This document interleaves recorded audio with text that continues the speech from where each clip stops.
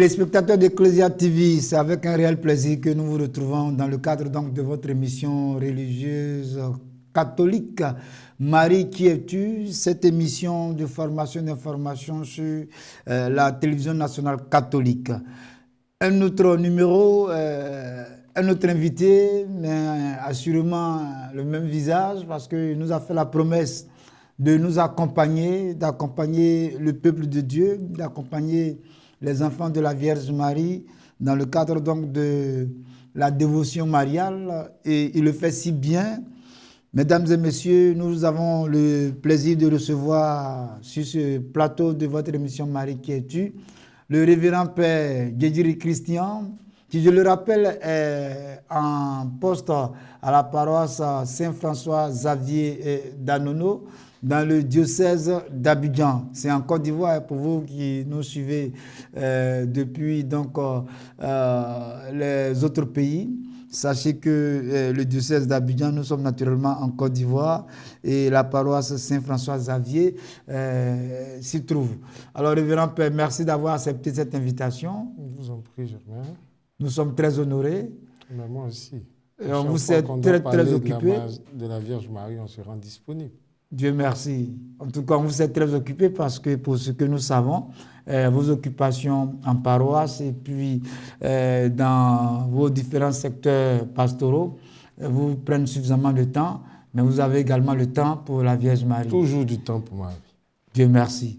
Et c'est le peuple de Dieu qui profite. Ce sont les dévots de la Vierge Marie qui s'en trouvent donc satisfaits.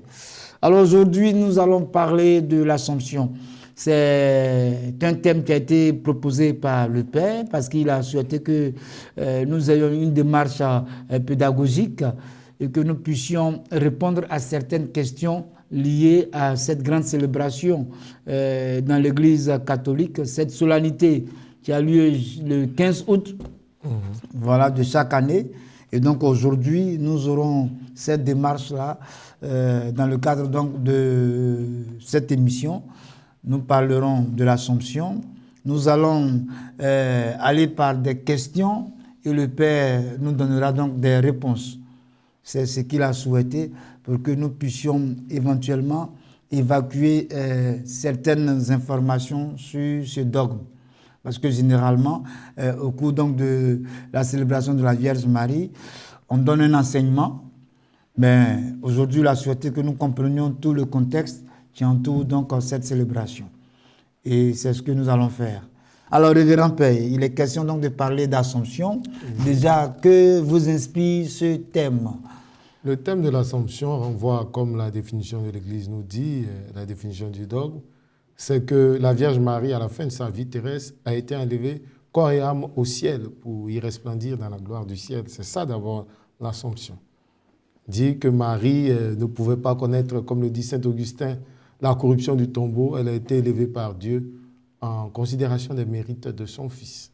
Alors, révérend, comme il est question donc d'aller par démarche pédagogique, questions-réponses, déjà, je voudrais que vous vous rappeliez, ça a été déjà dit sur ce plateau, mais la pédagogie, la répétition pédagogique, il n'est pas exclu que vous puissiez nous reprendre encore sur le thème du dogme, voilà, puisque l'Assomption est un dogme.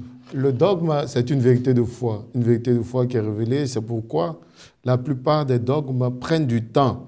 Parce que quand nous voyons le dogme de l'Assomption entre la croyance au départ au 5e, 6e siècle et la proclamation du dogme près de 500 ans après, on comprend que le dogme, c'est une vérité de foi qui est révélée et que l'Église proclame. Pas que c'est quelque chose qui est caché ou que l'Église impose, non, que l'Église proclame après avoir pris le temps de discerner cette vérité-là révélée. D'accord. Donc, voilà ce à quoi renvoie donc, le dogme. Et l'Assomption fait partie donc des dogmes de l'Église. Ce que l'Église a proclamé comme vérité de foi. C'est-à-dire pour le chrétien. Pour le chrétien catholique, il doit croire à cette vérité-là, parce que c'est une vérité révélée. Il s'agit de quoi exactement? Quand on lui dit que c'est une vérité de foi, il s'attend à quoi exactement? Le chrétien catholique, qu'est-ce qu'il doit faire? Le chrétien catholique, il doit adhérer à cette vérité, puisque l'Église prend le temps de discerner l'Église ne le propose pas. Par exemple, quand nous voyons l'Assomption, le dogme de l'Assomption, l'Église, au 6e siècle, au 7e siècle, n'en fait pas un dogme. Ou même jusqu'au 10e siècle, n'en fait pas un dogme. Mais il y a un parcours, on parle de croyance, après de fête et après de dogme. C'est tout ce temps-là qui est le temps du discernement. Donc, quand l'Église le propose aux fidèles, nous devons y adhérer par la foi.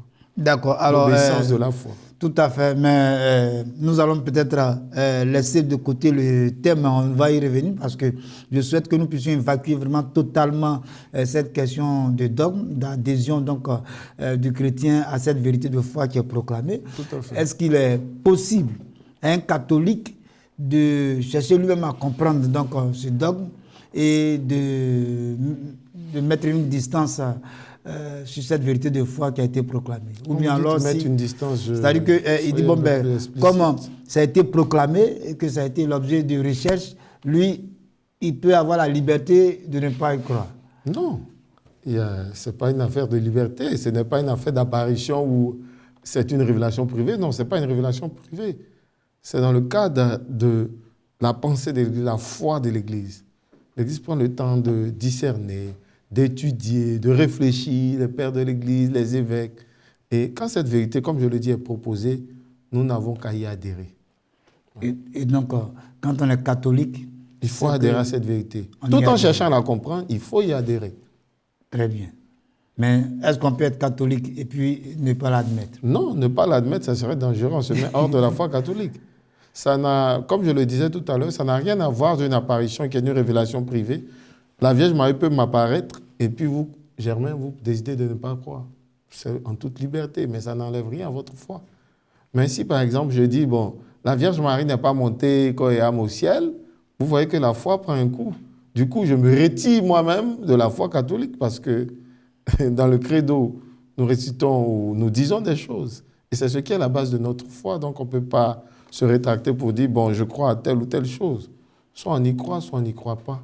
Mais il faut faire confiance, je pense, avant tout, à la sagesse de l'Église, au fait que l'Église est inspirée par Dieu. C'est très important. Et surtout que l'Église prend le temps. Prend le temps. Voilà, parce que discerner. Je ne sais pas qui, dans ses recherches, peut prendre autant de temps, pour... L'Église prend toujours le temps pour discerner, pour que ce qu'elle fasse sortir soit potable et agréable pour tout le monde. Non seulement pour la foi, mais pour la vie de tous les jours. Et le dogme de l'Assomption en fait partie, en tout cas quand on parle d'agréable et de potable. Alors, révérend, vous avez très rapidement donné une définition, enfin, vous avez dit ce qui vous inspire l'Assomption. Est-ce qu'on peut avoir une définition peut-être de catéchèse ou bien alors une définition admise? Une définition simple, je dirais que à la fin de sa vie, ou bien je dirais quand la Vierge Marie est morte, elle a été élevée au ciel par les anges en considération des vertus de la passion, de la mort et de la résurrection de son Fils, et en considération du fait qu'elle a porté en elle Dieu. Du coup, c'est une faveur spéciale que Dieu lui fait. Et les conditions, Marie est restée avec qui Les écrits qui le racontent, il faut le dire, ce sont les écrits apocryphes. Nous le voyons avec le pseudo-Jacques, le pseudo-Milton au VIe siècle, qui sont les écrits apocryphes. Mais nous savons que dans la tradition de l'Église, écriture, tradition et magistère vont de pair. Et de temps en temps, les apocryphes, on y fait référence pour comprendre certaines choses, pour sonder certaines choses, pour avoir plus de précision. Je le disais lors d'une émission passée que le nom de Anne et Joachim sont connus par les apocryphes. Sinon, personne, ni dans la Bible, ni ailleurs, ne sait que les parents de Marie s'appellent Anne et Joachim. Mais c'est à l'intérieur des apocryphes que nous tirons souvent certaines informations. Bien que l'Église reste souvent prudente par rapport aux apocryphes parce qu'il y a beaucoup de choses où domine le merveilleux à l'intérieur de ces écrits apocryphes. C'est bien dit. Alors, la définition a été donnée de l'Assomption. Chers téléspectateurs, c'est pour nous l'occasion de prendre des notes, puisque pour cette émission de façon spéciale, il s'agit donc de mener une catéchèse. Nous posons des questions et le Père prend le temps de nous donner des réponses dans le cadre donc de la compréhension du dogme de l'Assomption Voilà, ce n'est pas un enseignement comme nous aurons pu l'avoir au cours d'une célébration eucharistique, d'une solennité, mais là, le prêtre est avec nous et il a souhaité que nous puissions lui poser toutes les questions pour nous permettre de comprendre l'Assomption dans son contexte, et c'est ce que nous faisons. Voilà, donc nous le faisons à votre place, tout en ayant pris soin de prendre avec nous vos préoccupations. Et nous sommes donc tout simplement le tambour, voilà, de tous ces fidèles qui nous suivent et de tous ces téléspectateurs. Alors, révérend Père, après donc cette définition très précise de l'Assomption, je voudrais que vous puissiez justement nous indiquer, parce que souvent, Assomption, Ascension, on n'est pas très loin. Oui, l'amalgame se fait très souvent avec les chrétiens catholiques. Il y en a qui parlent d'ascension sans savoir ce à quoi ça renvoie. Mais il faut savoir que le terme ascension, qui vient du latin ascendere, signifie monter au ciel, monter de soi-même, sans se faire aider, sans être porté. Donc c'est Dieu qui a cette capacité de monter lui seul au ciel, ou de lui-même, je dirais, au ciel, sans se faire aider, sans se faire porter. Et nous avons le terme achumere, duquel dérive le mot assomption, qui est monté en se faisant aider, comme un malade qu'on porte à un étage supérieur. Et dans le thème de l'Assomption, c'est dit que la Vierge Marie, à la fin de sa vie, a été portée par les anges. Voilà, portée par les anges, voilà. Donc la différence, c'est que l'Ascension renvoie à la montée au ciel de Jésus, qui monte de lui-même, et l'Assomption renvoie au fait que Marie, à la fin de sa vie terrestre, monte au ciel portée par des anges. Donc, il faut faire cette différence. La différence, elle consiste dans le fait que Marie se fait aider et Jésus monte directement au ciel, puisqu'il est Dieu. Marie n'est pas une déesse. Il ne faut pas diviniser Marie en parlant d'ascension, non. Nous parlons d'Assomption de la Vierge Marie. Elle monte en se faisant aider. Et c'est pourquoi le Père Hippolyte Agnigori nous dit que les représentations iconographiques, je parle des tableaux, qui représentent l'Assomption de la Vierge Marie, si on n'y voit pas d'ange qui porte Marie, il y a une grave erreur à l'intérieur de ces tableaux. Ah, ça, c'est une belle analyse. Hein? Ah, mais oui. Et donc, ces téléspectateurs, il faut donc désormais ouvrir les yeux, Oui, ouvrir les yeux, sur tous ces tableaux que nous regardons, ces tableaux donc relatifs à l'Assomption. De la Vierge Marie. Voilà. Si vous ne trouvez pas des anges autour, il y a une erreur. C'est une grave erreur. Grave erreur. Ça veut dire que on divinise la Vierge Marie. La Vierge Marie est divinisée et que nous sommes en train de basculer dans l'ascension de la Vierge Marie. Voilà. Nous sommes en train de basculer dans l'ascension et puis dans la mariolatrie, je dirais. Un amour débordant qui tente à faire de Marie une déesse, alors que Marie n'est pas une déesse. Voilà. Donc, c'est juste également un rappel pour tous ces dessinateurs, pour tous ces artistes qui généralement donc, conçoivent ces tableaux pour les mettre à la piété donc, du peuple de Dieu. Peuple de Dieu, oui. Voilà. Il faudra aussi faire attention. Je pense que c'est une belle analyse. C'est très subtil. Très subtil. Et puis, nous connaissons la dévotion. Quand la dévotion elle est lancée, on n'y prend pas toujours garde parce qu'on se dit, bon, tout ce qu'on fait, c'est bien, mais il faut avoir un cadre pour ne pas déborder. Ne pas déborder. C'est très important de ne pas déborder, de ne pas faire de Marie ce qu'elle n'est pas. Ça veut dire qu'à partir donc, de cette analyse du révérend Père Hippolyte Agnigori, il va falloir peut-être pour les chrétiens faire attention pour tous ces objets qui sont vendus. Oui, faire très attention pour discerner ce que la foi catholique propose de ce qu'elle éloigne de nous. Parce qu'il faut faire ce pas-là. Il ne faut pas se dire, ah, mais comme c'est l'Assomption, il n'y a pas d'ange, ah, de toute façon, c'est Marie. Hein. Non, non, non, non. Certes, c'est Marie, mais Marie n'a pas à être divinisée. Marie est la mère de Jésus. Certes, elle est mère de Dieu, mais Marie n'est pas Dieu.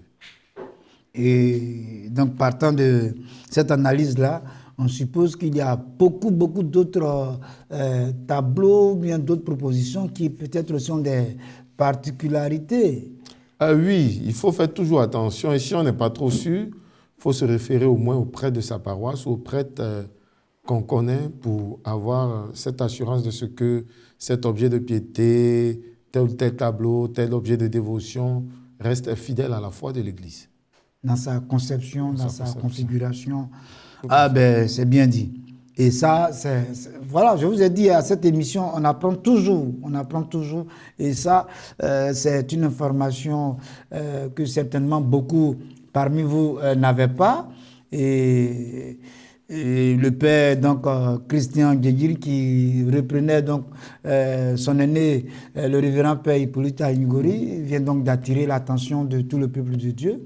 C'est justement de faire attention à tous ces objets de piété qui pullulent sur le marché et pour lesquels nous sommes tous preneurs.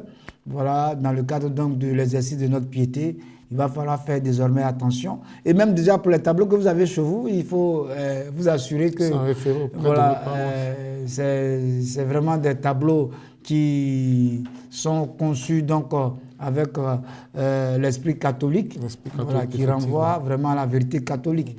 Voilà. On a beaucoup de tableaux chez nous. Voilà. Sortez-les et puis faites-les analyser tout simplement. Parce qu'on peut voir des toiles qui sont vraiment bien jolies. Voilà. Et puis bon, ben, tout de suite, le cœur s'y penche, on les prend, alors que malheureusement, il y a peut-être quelque chose qui a manqué à l'artisan, à l'artiste, au sculpteur, et puis c'est pas toujours catholique. Voilà. Or, c'est nous qui sommes les clients.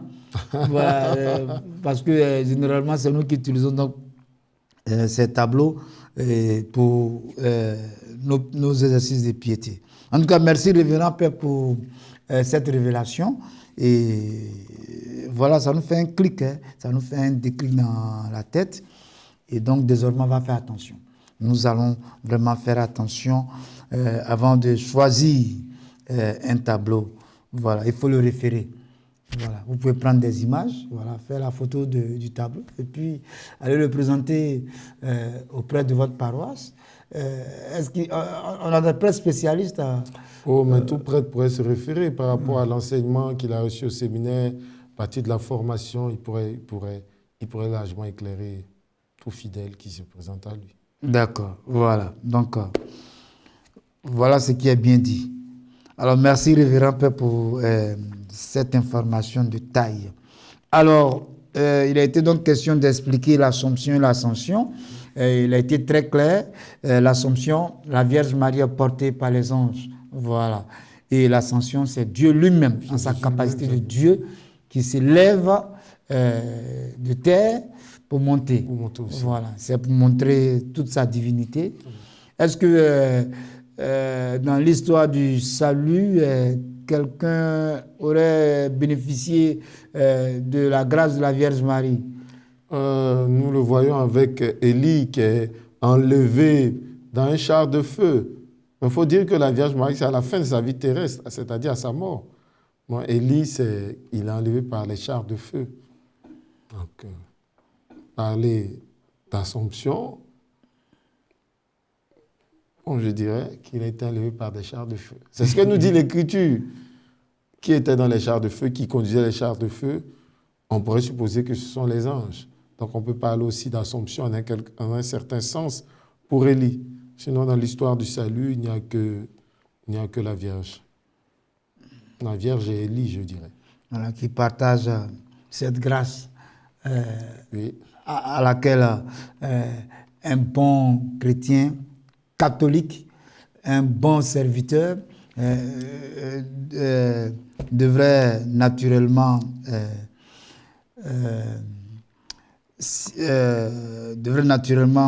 s'y prêter, voilà, parce que on vit pour l'éternité. Donc, on souhaite nous aussi partager cette grâce-là. Et peut-être que d'ici la fin de l'émission, on vous posera la question, Père, est-ce que on a nous aussi la possibilité de bénéficier de cette disposition particulière? Nous y reviendrons, peut-être le temps que le Père réfléchisse à cette question. Non, j'ai déjà la réponse à cette question. D'accord, nous y reviendrons. Alors, Révérend Père, je sais également que par rapport à nos lectures, que on parle également de dormition. Voilà. On parle également de dormition. Dormition qui vient du terme dormitio. Il faut dire qu'à l'origine, la dormitio, au VIe siècle, disait ce que nous disons aujourd'hui. La dormitio parle ils essaient d'embellir le thème. Les chrétiens catholiques orientaux, quand on parle des chrétiens catholiques orientaux avec Constantinople et autres, eux, ils parlent de dormitio pour dire la Vierge Marie, elle s'est endormie, elle a été élevée au ciel directement. C'est-à-dire, elle s'est endormie et directement, elle est montée au ciel. Et voilà qu'au VIe siècle, le côté romain ne peut pas réagir puisque Rome est saccagée par les Vandales. Vous voyez, saccagée par les Vandales. Donc, il n'y a pas de temps pour cette réflexion. Donc, c'est la partie orientale de l'Église qui va mûrir la réflexion. Et peu à peu, quand l'Église romaine va reprendre, elle va dire non, attention. Parce que si vous parlez de dormitio, c'est comme si elle s'est endormie, elle est montée directement au ciel. Non. C'est une erreur. L'Église de rite romain dit, la Vierge Marie, à la fin de sa vie terrestre, puisqu'elle ne pouvait pas connaître la corruption, a été élevée par les anges. Élevée par les anges au ciel. Donc, c'est la différence entre la dormitio ou koimisis, comme le disent les Grecs, et l'Assomption. C'est-à-dire, en toile de fond, on pourrait dire que c'est la même chose, mais il y a des sensibilités, la petite sensibilité. Parce que les Romains se disent, mais attention, pourquoi dire qu'elle s'est endormie et directement, elle monte au ciel? Non. À la fin de sa vie terrestre, morte, elle est élevée au ciel, dans la gloire du ciel, par les anges. La dormition, ça pourrait s'apparenter également peut-être à l'ascension. Non, pas que ça s'apparente à l'ascension, ça s'apparente à l'assomption, mais avec une légère variante qui est subtile, ou je dirais d'une subtilité terrible. D'une subtilité terrible, puisque c'est du terme dormitio que les catholiques des rites romains, puisque Rome est occupée par les barbares en train d'être vandalisés, ils n'ont pas ce temps-là, je crois que c'est pratiquement au 9e, 10e siècle qu'ils commencent à réfléchir sur le thème de dormitio pour dire non, attention, mais toutefois, les gens le fêtaient le 15 août, mais c'est après qu'ils commencent à dire mais non, attention, je pense que nous pensons qu'il y a une erreur dans ce terme de dormitio du 15 août. Alors, on veut être curieux, on veut retourner à l'histoire. Oui. Comment s'est présenté ce débat-là? Mais comme je le dis, l'Église d'Orient, à l'époque, le 15 août a été fixé par l'empereur romain Maurice, l'empereur romain d'Orient, Maurice, qui a fixé ce 15 août-là, parce qu'il faut le savoir, dans l'Église catholique de rite oriental, avec pour capitale Constantinople, le calendrier julien, il commençait le 1er septembre avec la naissance de la Vierge Marie et se terminait le 15 août avec la montée au ciel de la Vierge Marie, la dormitio. Et il faut dire que du 1er au 14 août, il y avait un jeûne strict. Un jeûne strict qui me semble qui continue aujourd'hui dans l'Église orientale avec nos frères orthodoxes. Pour fêter l'Assomption, il y a un jeûne strict de 14 jours. Et c'est comme ça que la réflexion naît. Maintenant, quand Rome peut réfléchir, puisque les barbares ne sont plus là, Rome se dit, mais non, attention, vous parlez de dormitio, mais attention, vous êtes en train de diviniser la Vierge Marie, non? Nous pensons que vous faites erreur. Voici le terme qui est ainsi défini. Et il faut dire que l'Église a pris le temps, même si cela a assez duré, de définir l'Assomption comme un dogme. Mais la dormitio chez les orientaux n'a jamais été définie comme un dogme. Jusqu'à présent, nos frères orthodoxes n'en font pas un dogme. Et ils en font une fête simplement? Une fête. Avec un jeûne strict, comme je le dis, de 14 jours pour fêter l'Assomption. Quel est le contenu de ce jeûne strict? Mais c'est un jeûne sans nourriture. sans nourriture.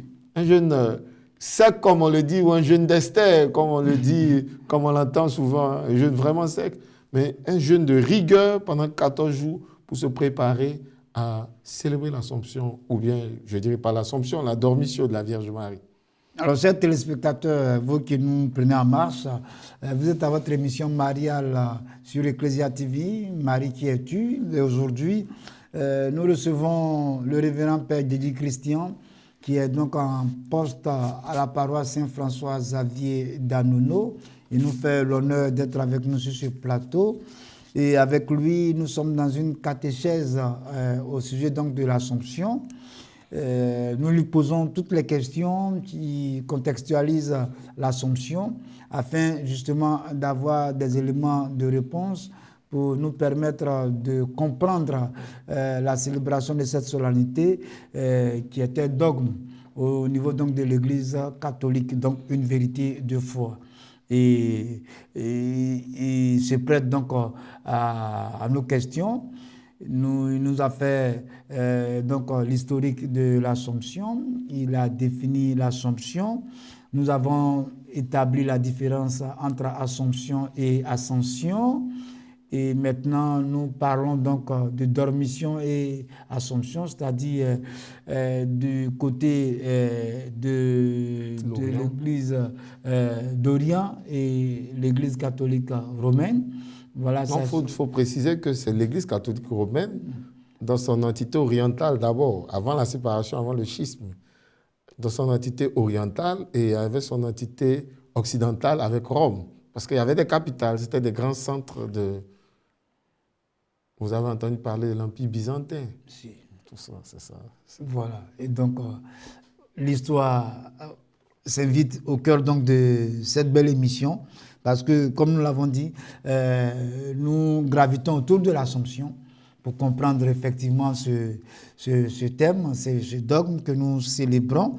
Et à cet effet, ce sont des questions pêle-mêle, voilà, afin de nous permettre d'avoir beaucoup d'éléments de réponse. Voilà, comme ça, quand on se retrouve à la fête, on sait de quoi il est question effectivement. Alors, révérend Père, vous nous avez dit que, est-ce que la dormition a été l'objet donc du schisme? Non, ce n'est pas la dormition qui est l'objet du schisme, mais la dormition a fait l'objet d'études de la part de l'Église catholique occidentale. Puisque je parle d'oriental, il faut que si je parle d'occidental, pour ne pas vous embrouiller, et a réfléchi et a sorti le thème de Assomption, du latin assumer, être porté. D'accord, ok. Donc, ça, c'est bien noté. Alors, nous pensons que le terme de la dormition se réfère à nos frères orthodoxes. Voilà. Mais. Dormitio ou koimisis. Dormitio ou koimisis. Ou koimisis. Et ça, c'est en grec. Ça, c'est en grec. Voilà. Donc, l'Esprit Saint est descendu, sinon on parle la langue, chers téléspectateurs. Voilà, c'est ça, la beauté de cette émission, sa particularité. On apprend, et puis en même temps, cela renforce notre dévotion mariale. Toutes les générations me diront bienheureuses, et on fait notre part. Et en ce jour, nous sommes avec le révérend Père Dédi Christian, qui nous informe et qui nous forme. Voilà, nous apprenons de lui et puis cela justement nous permettra d'avoir des bases et des assises dans certains débats et c'est cela aussi la particularité de cette belle émission mariale. Alors révérend, je disais que nous voulons faire un peu d'histoire puisque vous avez ouvert la porte, donc nous y sommes. Pourquoi les orthodoxes, bien que vous soyez un prêtre catholique, pourquoi, c'est une question de curiosité, hein, pourquoi les orthodoxes établissent-ils donc cette différence? Bon, je ne parlerai pas de différence, puisque c'est eux qui ont d'abord envoyé ce thème de dormitio. Il faut dire que la théologie, elle se laisse et elle est ouverte à l'action de l'Esprit Saint. Et c'est des réflexions qui permettent de porter du fruit à un certain moment. Donc, pour les orthodoxes, c'est ce qu'ils ont eu à sortir comme réflexion, comme pensée. Et l'Église, dans sa partie occidentale, a dit, mais vous êtes allé un peu trop fort, parce que pour les orthodoxes, la plus grande fête de la Vierge Marie, c'est l'Assomption. Ils ont un amour fou, débordant pour la Vierge Marie, qui n'est pas canalisé, je dirais. Même s'ils n'en font pas des dogmes, mais ce n'est pas canalisé. Et c'est dans cette dynamique d'amour débordant pour la Vierge Marie qu'ils parlent de Dormitio.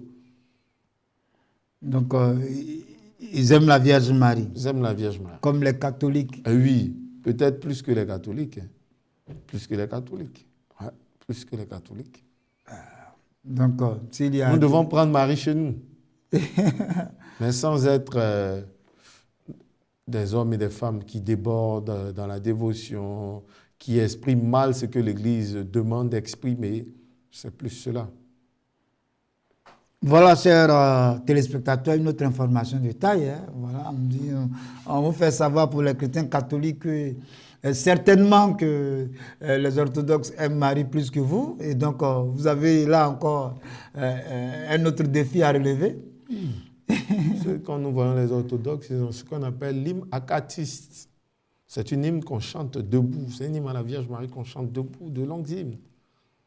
Donc, faut comprendre qu'ils sont dans une dévotion très poussée, même s'ils n'en font pas un dogme, mais ils sont dans une dévotion très poussée envers la Vierge Marie.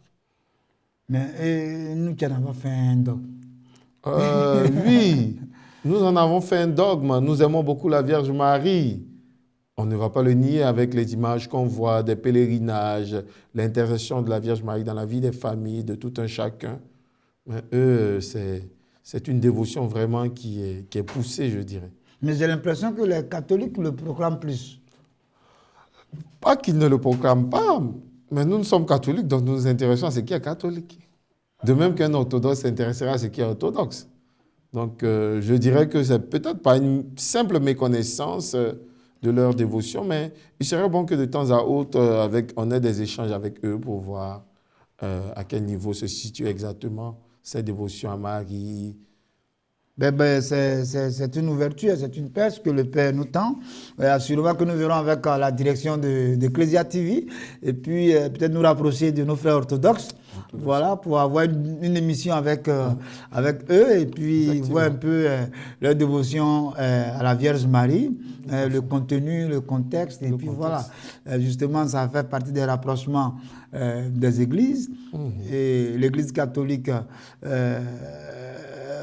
n'est pas totalement fermée. Voilà. Il ne nous est pas interdit d'aller regarder ce qui se passe de l'autre côté. Voilà. Tout en demeurant de bons pratiquants. Voilà. En tout cas, c'est une possibilité. Nous verrons avec la direction de notre télévision. Voilà. Et puis, il y a également, je pense, à nos frères célestes également qui... Frère Céleste prie la Vierge Marie. Je sais qu'ils prient la Vierge Marie, mais je ne connais pas le contenu de leur dévotion, le contenu de leur doctrine, de leur foi concernant la Vierge Marie. Donc, de peur de dire des bêtises, je m'abstiens. Voilà, donc là, c'est en qualité de journaliste maintenant que nous aurons peut-être à agir. Voilà, parce que les journalistes, on peut aller partout. Nous allons donc nous rapprocher de ces frères, hein, et puis voir un peu ce qui s'y fait. Voilà, toujours dans le cadre donc de notre émission mariale. Voilà, donc ça, ce sont des possibilités. Et là, c'est les journalistes qui parlent. Voilà. Bien, alors, révérend Père, on a donc parlé avec vous du comment les orthodoxes établissent donc cette différence. Et je voudrais tout de suite vous demander, est-ce que nous avons la possibilité de référer l'Assomption dans la Bible? Non, il n'y a pas de texte biblique clair qui définit l'Assomption, non. Mais comme je le disais, en référence aux apocryphes.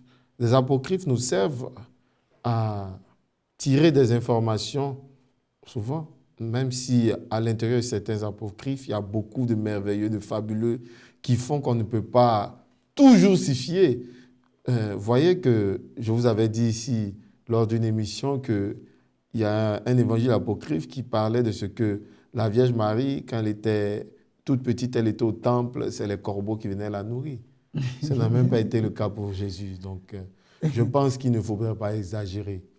Les apocryphes nous renseignent sur des événements, sur des noms de personnes, mais il faut rester prudent.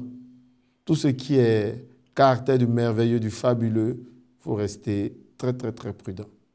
Alors, une question, est-ce que les apocryphes sont disponibles à la lecture? Oui, ils sont disponibles à la lecture. Moi, j'en avais toute une liste d'apocryphes sur mon ordinateur, mais malheureusement, j'ai perdu cet ordinateur. Mais c'est quand même intéressant de lire ces apocryphes parce que ça nous donne quelques renseignements qu'on n'a pas toujours dans la Bible. Dans la Bible, même l'apôtre Jean nous dit que si on devait écrire tout ce qui s'est passé ou tout ce que Jésus a fait, le monde entier ne pourrait pas le contenir. Donc, dans l'Église catholique, nous savons qu'il y a écriture, tradition et magistère. C'est sur ces trois piliers qu'il faut fonctionner. Mais, en même temps, l'apôtre Paul nous le dit dans la lettre aux Corinthiens, si nous doutons, ne croyons pas à la résurrection du Christ, nous sommes les plus à plaindre. Et cette assomption-là de la Vierge Marie nous renvoie à ce que nous serons nous aussi à la fin de notre vie, à être dans cette dynamique-là, d'être transformés par Dieu. Et justement, j'avais gardé cette question. D'être transformé par Dieu, c'est important. Je disais que est-ce que nous avons la possibilité, nous, donc, catholiques... Mais oui, c'est le but de notre vie chrétienne. C'est le but de notre vie chrétienne, c'est de parvenir à la sainteté. Et c'est pourquoi l'image de Marie est une image éloquente.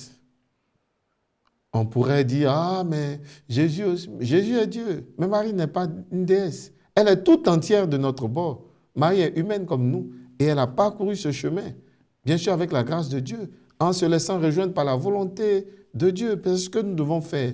Rechercher sans cesse la volonté de Dieu, incliner nos volontés et entrer dans le projet de Dieu sur nous. C'est ce que Marie a fait. Elle est toujours entrée dans le projet de Dieu.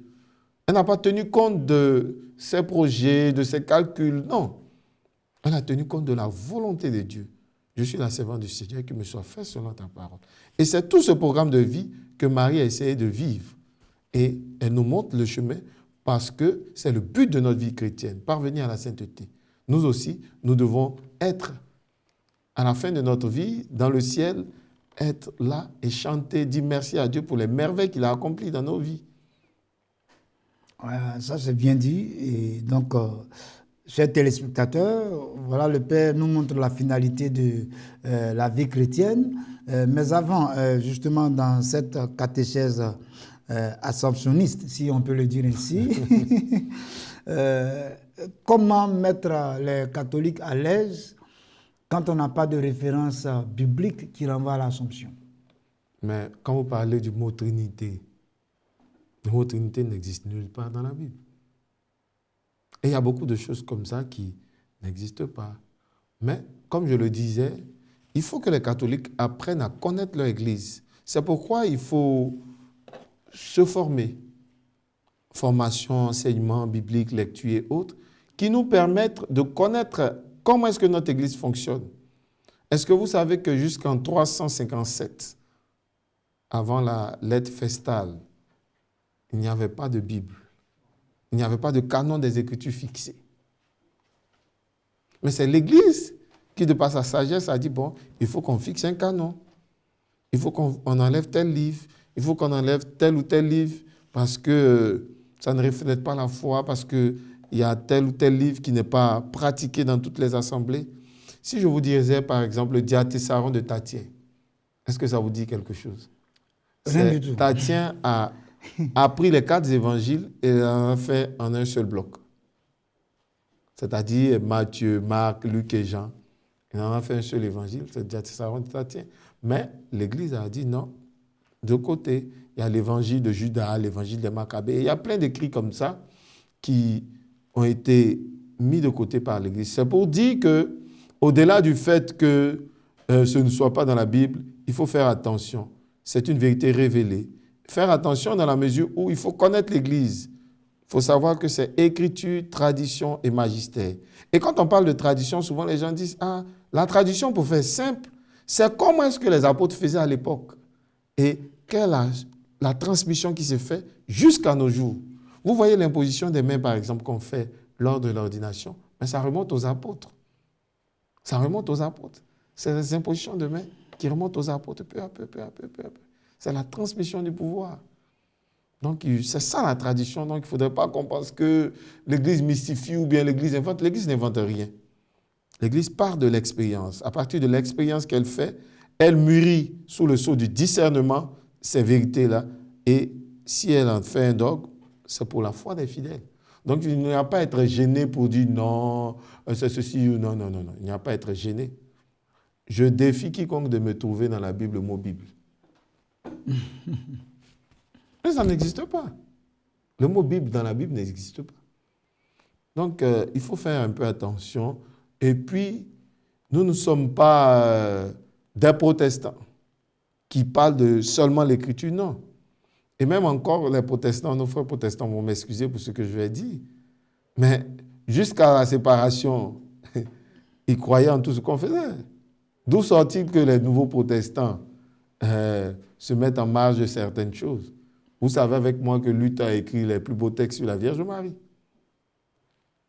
Donc, il nous faut beaucoup de connaissances, d'approfondissement de la foi dans notre Église.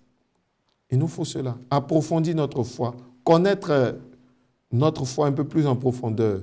Et je conseillerais aux catholiques de s'acheter le catéchisme de l'Église catholique, le compendium. Il a 5 000 francs dans les librairies, Pauline, Albrecht Carrefour, qui peut nous permettre à partir de questions, de voir, de comprendre, mieux comprendre notre foi. De mieux comprendre notre foi. Donc il n'y a pas à être gêné pour dire « Ah, mais c'est pas dans la Bible, c'est pas dans... » Non. Il faut faire, je pense, attention. Voilà, chers chrétiens catholiques et les autres frères des autres confessions, les choses sont très claires. Et cette émission, comme je le dis, c'est ça, sa vocation, de vous porter la bonne information et de vous permettre justement d'avoir une foi solide, une foi enracinée, mais une foi qui a une orientation. Voilà, une foi qui a une référence. Et justement, nos prêtres sont là, ils sont disponibles.